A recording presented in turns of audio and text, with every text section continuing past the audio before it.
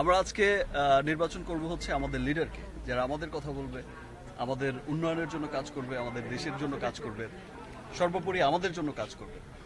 Vote হচ্ছে প্রত্যেকটা সাধারণ মানুষের, আমাদের মতো যারা সাধারণ মানুষ আছে, প্রত্যেকটা সাধারণ মানুষের হচ্ছে গণতান্ত্রিক একটা অধিকার। আর খুবই ভালো লাগছে। আমি গতবারও আমার আম্মাকে নিয়ে এসেছি, এবারও এসেছি। আমি আমার বাবা তো, আমরা তো এখানকার ভোটার। আমার বাবা তার বন্ধুদের নিয়ে সকালবেলায় এসে খুব আনন্দের সাথেই ভোট দিয়ে যায়।